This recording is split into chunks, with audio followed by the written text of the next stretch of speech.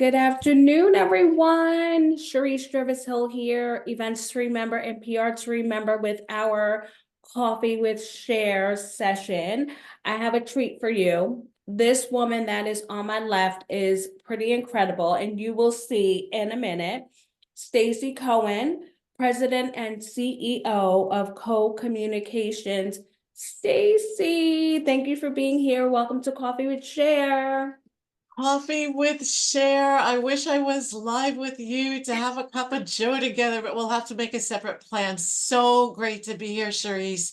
Thank you for inviting me. Of course, of course. All right, so let's do our little virtual cheers. All right, cheers, cheers. I have a, I just came back from Canada a few weeks ago and I got coffee there. So it's a Canadian blend and it's actually pretty good. What's in your cup? Anything interesting? Well, water. Okay, what is good? You need to I hydrate. I finished my coffee and then I felt a little dehydrated, so I filled it with water. But I am good for at least 2 cups a day, at least. Oh goodness. I try to do one, but I usually like drag it out. But some days need that second cup for sure. All right, so Stacey, you are a rock star. Um, tell us how you got started. Tell us about your agency and how you got started. Sure. Well, first of all, congratulations on your 20th. Thank That you. is a big accomplishment. We just recently celebrated our 25th anniversary. And Congratulations to I you. did the corporate thing for a while after I graduated from college. I worked at CBS, I worked at a big ad agency, but it was just never for me. Mhm. I have these entrepreneurial genetics, um, and I've had them since I can remember. Growing up in Brooklyn, I saw both my parents starting different businesses, and it wasn't uncommon around the dinner table, rather than discussing, one of the neighbors, across the way. My father would show his new logo What on kind of his businesses did your parents have? so my father, they were both in the fashion industry. Oh, My father owned several women's uh, attire companies, okay. and he had a showroom in the garment district District. of 1407 Broadway, which is like a real iconic building. And Yeah. so I saw him start a number of fashion brands, Hmm. and my mom also was into fashion, and she had a store, and Hmm. in her later years she went into real estate, which is really like having your own business. Yeah. And I actually started my first business when I was 14 years old. Wow. Yeah. Well, it makes sense now. And it also makes sense for those of you that know Stacey, always Miss Stylish put together. So now I know where you get started from that dinner table with your parents being in fashion. That's awesome. So what business did you start at 14? So at 14, my friend Jennifer and we were doing the babysitting. My Uh-huh. parents had moved from our small apartment in Brooklyn. We moved to the suburbs, Hmm. and a lot of the women had these house parties. Hmm. So we found the pay scale for babysitting was really low, and we decided to start something at home waitresses, and it cost nothing, well, pretty much nothing. We went to like a Salvation Army, got these white nurses uniforms, and we put an ad in the local penny saver. I still remember the headline of the ad. It was like, we set, serve, and clean up. And if I can tell you, our hourly rate, like, like tripled or quadrupled. And not only that, so when we would go to someone that was having one of these house parties, Mhm. and again, we would set, serve, clean up. We had our white uniforms. We would always get business. So for, we were booked, like for some time to come. Oh, And wow. yeah, so it was really, really great.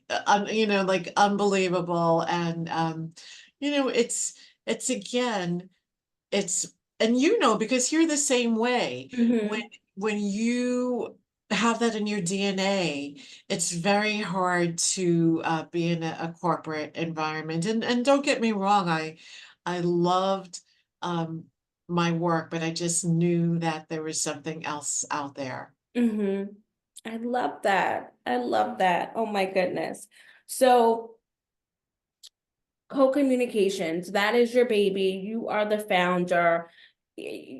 Your branding, like you really just, you definitely have honed in on that piece of the PR, really multiple pieces of kind of like the PR, um, the PR industry.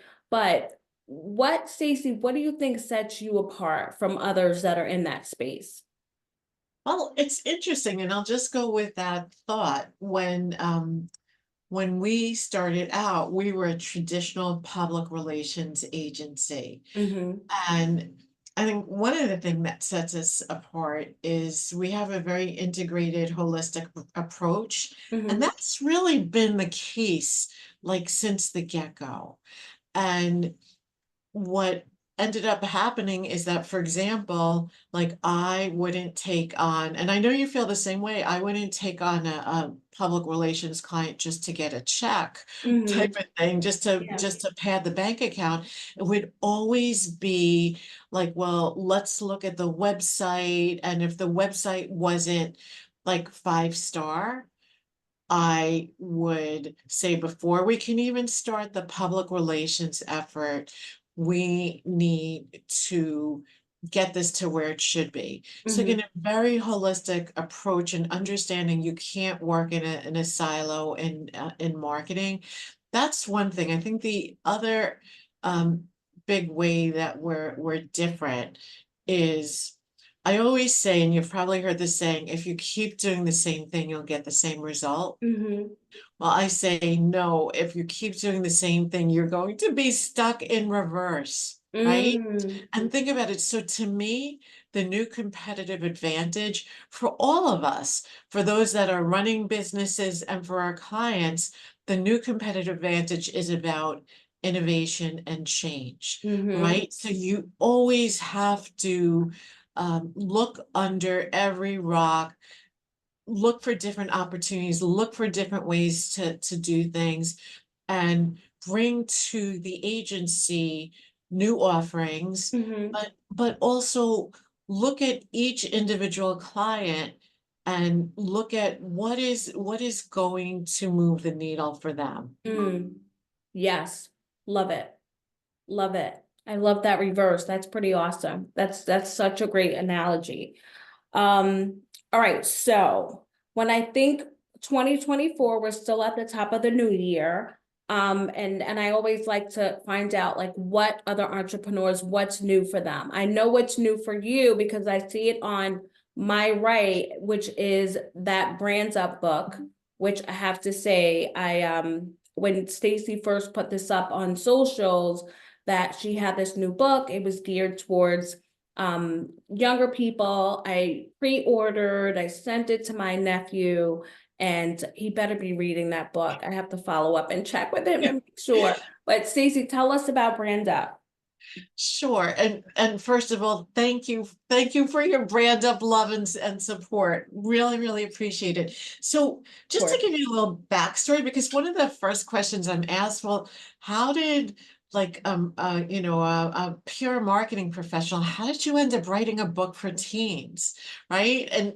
And you know, I didn't expect to land in this position, but what happened when, you know, I have two girls, they're in their 20s when they were in high school, not all that long ago, very competitive school district. I had an epiphany, you know, as a professional marketer, you know, GPAs were like 4.2, there were 10 valedictorians. Wow. I was like, oh my, it's like you've really got to stand out and market yourself. And Mm-hmm. it's like it started to become like any other kind of marketing. It's like just when I'm working on a personal brand versus a business brand, and it doesn't really matter if it's a service or a product, Mm-hmm. but it all boils down to figuring out what makes you unique, and you have to be able to answer the question, why should I choose you? Mm-hmm. Right? And Yep. as a business owner yourself, and that's why I love that you asked the question, what is it that makes you stand out? It's really saying like, why should someone choose you? Mm-hmm. But it's the same thing that we have to do for our clients. So anyway, it's what happened at the same exact time is statistics started to surface. Mm-hmm. And I don't know if you're aware of this. I think you have high school kids, I but do. Well, my girls are young adults now. My youngest is still she's in grad school now. So oh, yes, I that's remember. right. That's Yeah. right. Congrats. Congrats. Yeah. So Thank you understand this space. What ended Yeah. up statistics were surfacing that admission officers, the majority of them are now looking at kids' social media as part of the application process. And Yeah. then 2018, Harvard.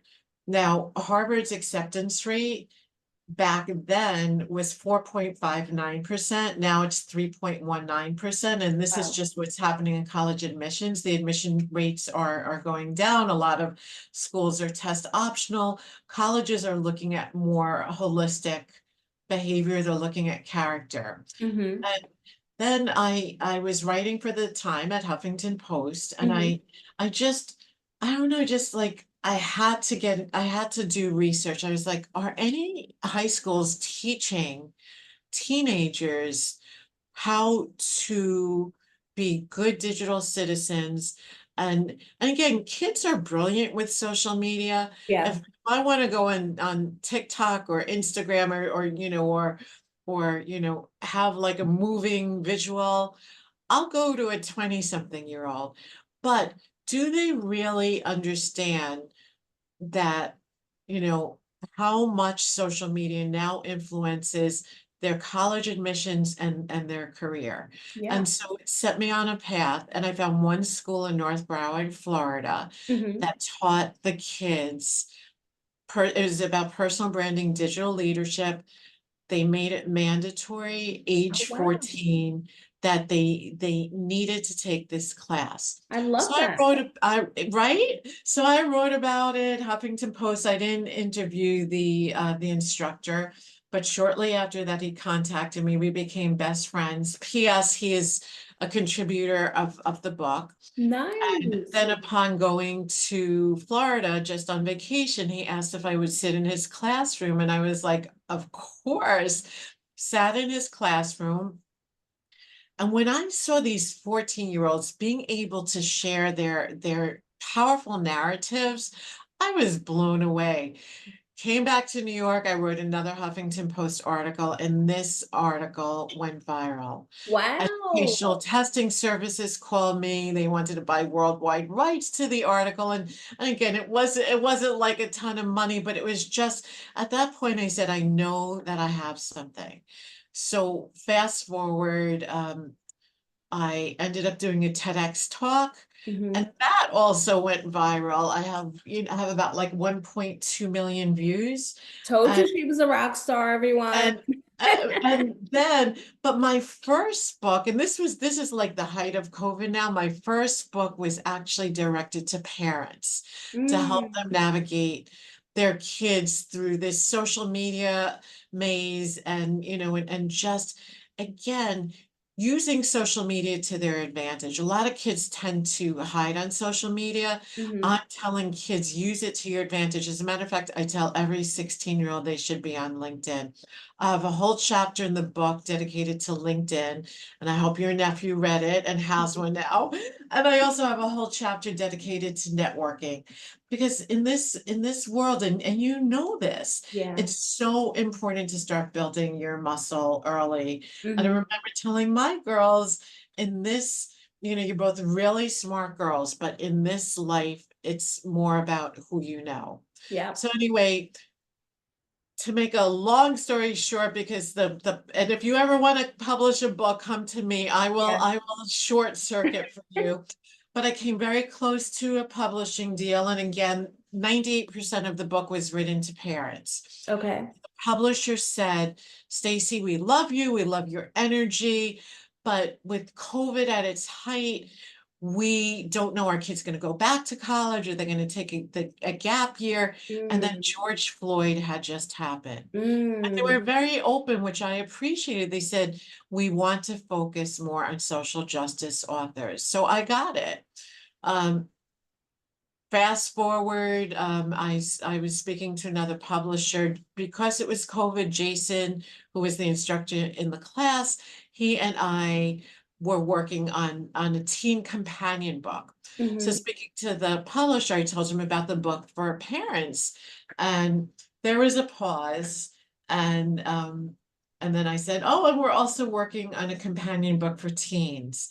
And that's when he quickly said, he's like, I have no interest in the first book, but let's do the second book. And it was from there on, it was a pretty, you know, I would say positive experience because we got the book out very quickly. Wow. What a story. That's incredible. I love it. It's and it's genius because, these teenagers don't realize the damage, some of the things that they're posting. And it's not just college admissions, but it's also when you go for employment. People do look back. So I'm so glad that you did that. I feel like it's something that's really needed. So congratulations to you. And it's like a PSA for, so thank you for doing that. I think it's awesome. And you know what? Just to add a little bit to that, it's also I've spoken to so many teens and I have a whole teen ambassador program. And the Mhm. one thing I hear from them is that their parents need to know the do's and don'ts of social media. So one thing that I would tell any parents out there, and this was a lesson learned, and it really was more in my first book, but Mhm. there's a term called sharenting. Have you ever heard of that? Mm-mm. So it's basically, if you think about it, and it's especially, moms now, so we all have a digital footprint, right? Mhm. But if you think about it, just going back to a parent, and they have the best intent, right? But Mhm. they're starting to populate their kids' digital footprint by they're putting the first sonogram on on Instagram or Mhm. Facebook, etc. Then all the potty pictures and Mhm. the naked bath pictures, which are priceless, they're adorable.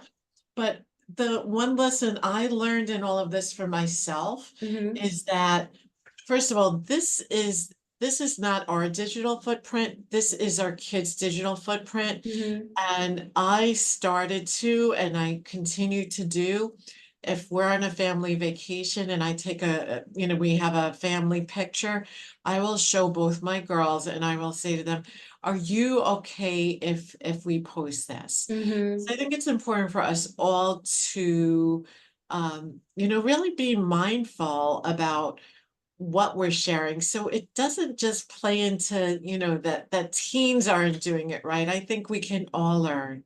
Absolutely. I mean, you think about photos of us, right? I was so happy when Facebook added that feature where when someone is tagging you, where you can like set it up where you have to approve it because you take a picture and it's like, oh my gosh, like that's an awful picture of me, I don't want that out into the world. So I think it's important for our kids, and I do the same thing, and I do it now though because my girls I've posted pictures but like, oh my gosh, I look awful, like I need to see everything that you post before you post it. So Yeah, that's important to do for sure. So we are going to go into my favorite question. What advice in 25 years having your own business, this new venture of Brands Up, all that you've learned, what advice would you give to a new entrepreneur? Someone, it could be someone just starting out. It could be someone who started a business and is really having a rough time, thinking about throwing in the towel. Whichever direction you want to go. Stacey, give us some jewels. What would you, All what's your right. advice? I'm happy to. First of all, it's really important to invest in yourself. And I'm a big proponent, and I know you are too, in also mindset. Mm-hmm.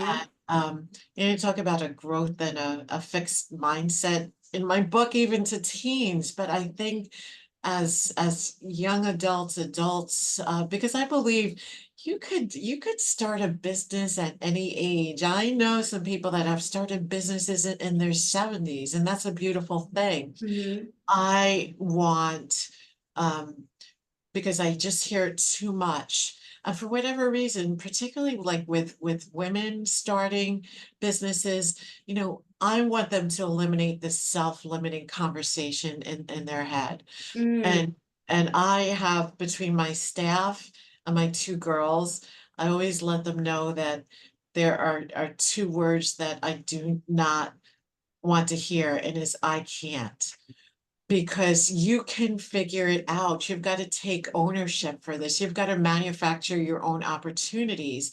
And so, another thing that I always say is, like, you need to be a problem solver rather than a problem spotter, right? Because it's mm-hmm. so easy to spot a problem and whine about it and stress over it. But it's like, if you can move yourself into that mindset, is like, I have a problem, like, so just let's say as an entrepreneur, it's, maybe their problem is that they have limited resources to get work done. Mm-hmm. So really digging deep and thinking about, like, how can I solve it? Maybe I don't have the money to necessarily hire staff, but maybe I could do a trade, maybe I could do a trade with someone. The other Mm-hmm. thing is that I'm a big proponent of taking advantage of a mentor or a coach. Mm-hmm. And I've had great mentors, and I've also mentored. I think it's really, really important. I always say to especially young adults, like, consider creating like your own personal board of directors. But you Mm-hmm. want to you want to create that board with uh, you want there to be diversification. So you don't want just all of your advisors to be really good in finance. You Mm-hmm. have someone for finance, you have someone for marketing, someone for operations. I think that is really key. And I would also say, early in one's entrepreneurial journey, Mm-hmm. say yes. Say yes. Um, you know, I'm at the point that I have to say, like, I would say yes to everything. Now I have to say no a little bit more often, but Mm-hmm. say yes. You never know what an opportunity will bring. And it could be something small, like, oh, do you want to come with me to this networking event? Yeah, maybe you're like, oh, I was planning on watching, blah, blah, blah on Netflix tonight. Push yourself out of your comfort level. You've gotta take risks. You've got to stretch out of your comfort zone, and you've got to take accountability for it. And when you do stretch, and it's hard, especially for some people, it is like, that's when the floodgates are going to start opening again. So having it really goes back to having a growth mindset, and Mm-hmm. just, being positive. And to some degree, I, have a very spiritual side to me. I also believe in manifesting and, positive affirmations. Mm-hmm. And it's like it's a grind, and you have to have have grit, resilience, curiosity, perseverance, and again, surround yourselves with people who can support you. Love it. That was amazing. Stacey, where can they find you and where can they find that book? So the book is Amazon, Target, Mhm. Walmart, Barnes and Noble. It's actually at I think 25 Barnes and Noble college bookstores. Nice. And yeah, it's out there. It's out there. And then, I'm working on my second book, and that will be out January 2025. And the second book is geared towards I would say like 20 to 35. Okay. So early career professionals. Nice. I love it. And socials, where can they find you, Stacey? Social, Stacey Ross Cohen. Instagram at Stacey Ross Cohen. I also my website for co-communications, I also have everything with with the book, brandupbook.com, which by the way, I look at so much more than a book. It's truly a movement. And I'm on TikTok also now, which Oh, is yeah, which I'm having fun with. That's also under Brand Up Book. awesome. All right. Well, thank you so much for being here. Thank you for sharing all of these great nuggets with everyone. And guys, make sure you follow Stacey Cohen. Thank you, And Stacey. thank you for all that you do for the entrepreneurial world and just raising everybody's spirit and also their skills. Oh, thank you. It's my pleasure. All right. I'll talk to you soon. See you. Okay.